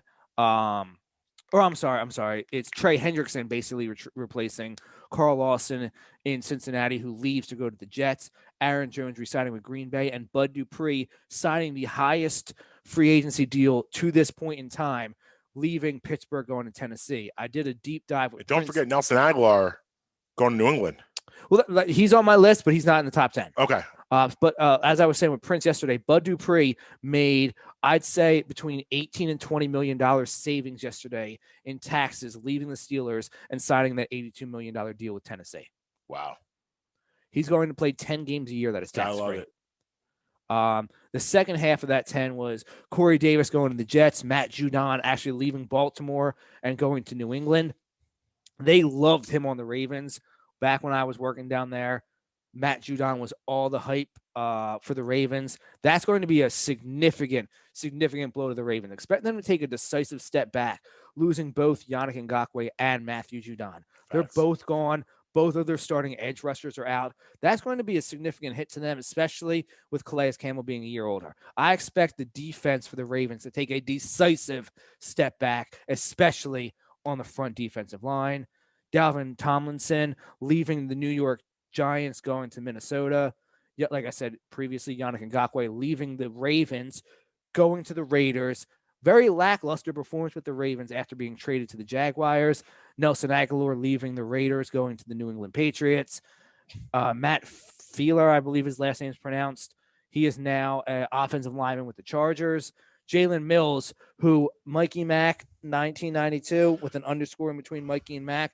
I don't know what you're trying to do out here, sir. Yeah, pause on that. Hold on. Okay. Yeah, I'm glad you brought this up. I watched that exchange between you guys, and am I wrong for that? Absolutely, positively, 1,000% no. Okay, just want to make sure.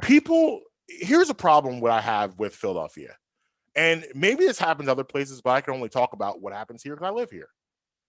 People get attached to these guys that are just like guys. We don't get attached to superstars here. No. Like you look at the majority of superstars here and think about how we look at them, right? Allen Iverson exception to the rule because Allen Iverson played like a scrappy guy. But we don't want those guys. We love the TJ McConnells. Because basically that's what Jalen Mills is. Jalen Mills is football's TJ McConnell. Yeah. And this doesn't mean that I don't think he's going to – that doesn't mean that I think he's going to be a disaster in New England. I don't think that at all.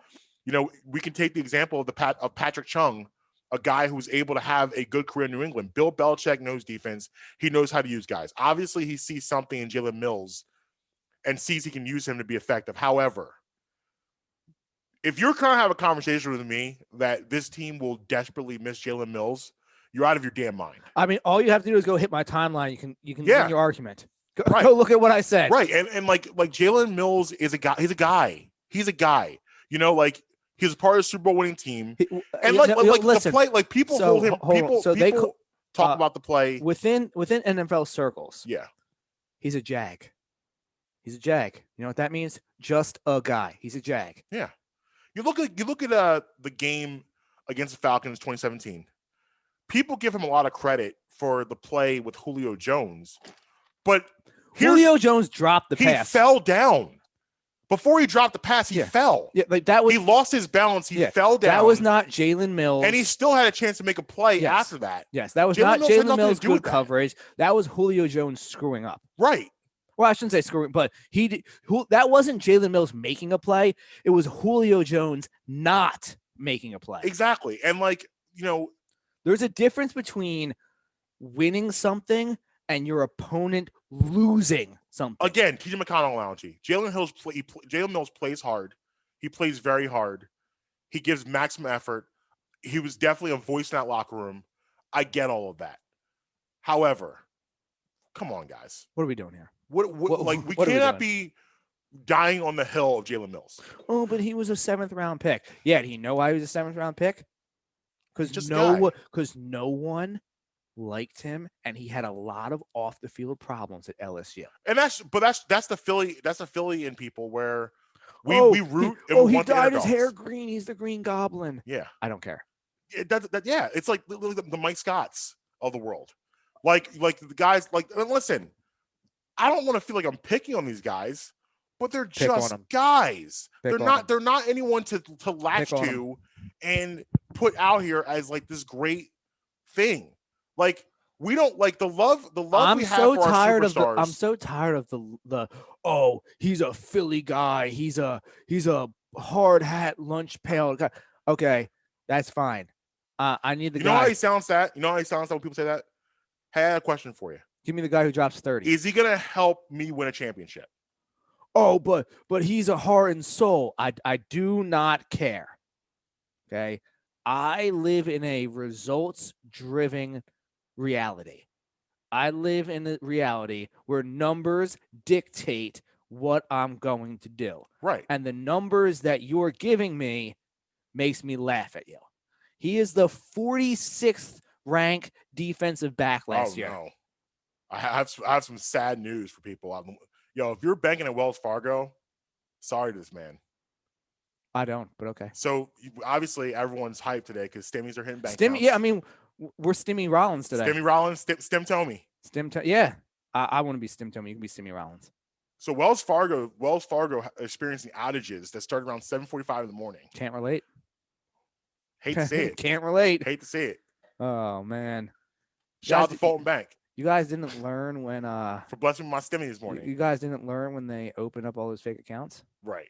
Anyway, circling back. Yeah. Stay circling back. So yeah, the last 3 guys on my list are Ronald Darby. Yeah.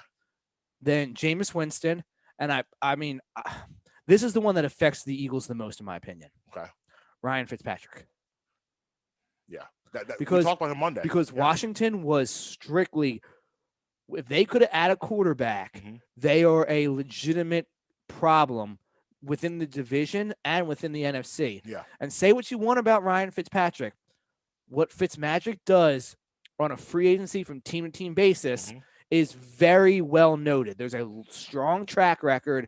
Go back and look it up. You want him in your quarterback room. And he's a great, like, is he the greatest backup quarterback of all time? Well, Nick Foles won a Super Bowl. Yeah, but he got. The thing is I don't consider Ryan Fitzpatrick a backup quarterback. Like, I'm not sure if he meets your criteria. I understand what you're saying, but with a man who has a 15-year career in the NFL, I don't have his exact stats in front of me, but I don't know if he'd classify as a backup under the category that you want to put him. I don't know if he fits that criteria. I gotta say the thing about Nick Foles, because Nick Foles to me is more of a starter than a backup. He started way more than he's backed up. Oh, I don't know about that. Yeah, I don't know about that. I'd have to go back and look at the numbers because essentially the last 4 years he's been a backup. 5 years. I disagree because he started in Chicago. But he wasn't the starter going out of it. I'm talking about Ryan Fitzpatrick has come out of training camp more often than not the starter on a depth chart. Nick Foles has not. You had 2 years in Philly, and then you had the St. Louis years. What, a year and a half, 2 years? Right, so that's 4. And then he came, but he hasn't had a long career. He was drafted like 2011. So that's still 10 years. It's 10 against 15. Like, that's still comparable. The years are more. Yeah, the years are more. But I'm saying that Foles, you had the 2 years in Philly, you had the St. Louis years, and then he comes back here to be backup, eventually become a starter. I will be returning on Friday with notes and glasses with things to correct this. Okay. I do not have that in front of me right now, but I All right. will have that coming up. I anxiously wait. You should. All right, let's wrap this up. Oh, okay, yeah. Well, let me put a thing on. Here's the guys who I want for the Eagles. Then. Okay. Now I understand they probably can't afford the vast majority of these guys. These are just 10 names I put together that would help this team. Would make sense. And these are in order. The first list was the top 3. These are in order of the guys that I want to get. Number 1, Shaquille Griffin, corner from Seattle. That would be nice. 25. He's as far as a technically sound corner, is he the most technically sound corner? No, but he's an elite, above average athlete at the corner. Why would you want to go back to Seattle right now? And additionally, apparently, from what I'm hearing, the deal that they offered him is not good. Not good. Number 2, Keanu Neal, safety from Atlanta. They drafted him, I want to say 5 years ago. He's very much from the mold of Cam Chancellor. The problem with him is that he can't really stay on the field. When he's not injured, he's an impact, game-changing safety. He's only 26. Okay. I'm not sure he's played a full season in his entire career. Wow. So that's what he's the closest thing to Cam Chancellor since there's been Cam Chancellor. Okay. Number 3, who I've been saying since this show started day 1, the ultimate running partner for Miles Sanders, Leonard Fournette. I can't imagine they're going to get him. Playoff Lenny. Now, as I preface, these guys may have signed between last night and today. I don't know. I have not heard anything about Fournette. Haven't it? Number 4, Hassan Reddick, linebacker, 26 years old from Temple. Definitely need some linebackers. Definitely need that. I would love to sign him and then still draft Micah Parsons. Okay. You want to redo this? You're just out here. I understand what Jeffrey Lurie said. Hurts. For me, this draft, you've got the Alabama and LSU are going to put out a stud receiver every single season. Right. Florida's going to put out stud players. There's going to be stud SEC position players every season. What you got this year that you don't have every other year, defensive depth. Yeah. This is the draft to build your defense. I get it. You want Chase. You want Pitts. You want Smith. There's quarterbacks at the top. I get all that. This is a defensive draft. Number 5, Kenny Galladay. Everybody don't need to say anything about him. I don't think they're going to get him. Kevin King, corner from the Packers, 25 years old. Mike Hilton. This is someone who has a lot of connection to the Eagles so far. Corner. Just let go, or I shouldn't say let go, not re-signed by the Colts. So obviously you understand why there's a lot of rumors bringing him here. Injured a lot, but Philly native, Roman Catholic graduate, Will Fuller, wide receiver, only 26 years old. His name's been linked to, he talked about a lot last couple years. Now, obviously, there's a lot of pushback because of I don't know if he's finished a whole season, but to say that Will Fuller will not come in here and improve this team would be inaccurate. He would come in and light it up pretty quickly. Number 9, again, someone who I don't think they're going to bring in, but would obviously make an impact, Jadeveon Clowney. Yes. Last year was talk of him maybe coming here. Yes. I think the locker room issues with him versus Carson were overblown. That's why they didn't sign him. But now that Carson's not here, say that even was an issue. Right. It doesn't matter. And now rounding out that list at number 10 is Patrick Peterson, obviously the corner from Arizona, 30 years old. Can you believe he's only 30? Yeah, I was about to say, can you believe he's only 30? No, he's just some guys who just feel like they've been around forever. The thing is, he came in the league at 20. That's why it's so the tampering window. It's been open. It was open on Monday. Today at 4:00. The official signing. So 4 hours from now. Yep. So you'll have some things to talk about, maybe some Eagle signings. Yeah. So I would take almost any of those 10 guys I just ran off to you. Yeah. Good list. So, and I try to choose guys who, don't get me wrong. Of course, we want them to go get Shaq Barrett. Right. Of course, we want them to go get Hunter Henry. Right. Of course, we wanted them to go get Corey Davis. That wasn't going to happen. They didn't have the money for that. These are guys who are second, third, fourth day signings, week 2 signings. Right. We mentioned a lot about how the Sixers do a good job of hitting on their second round picks. Yep. And late first round picks. Late first Absolutely. round pick. Yep. The Eagles this year need to hit on that second tier of free agents, that third tier of free agents. Right. Those guys like the Rodney McLeods. Right. You need to hit on those who are starters, but Not further with that down big bag. like we're not talking top 10 starter. We're talking maybe 20 to 30. Right. But you get him to play like a top 12 guy within your system. Right. Promo code 10% off Bremy Beef Jerky Outlet. Yes. Catch me at Justin Emery Show, only on Twitter. I don't even know if I have the IG app anymore. I'm just straight. I don't even know if I have the app anymore. At Mark Tweeting everywhere. At Brian Memory Pod everywhere. Everywhere. And until next time, you can be with us or you can be against us, but you're never going to stop us. Late. Happy St. Patrick's Day!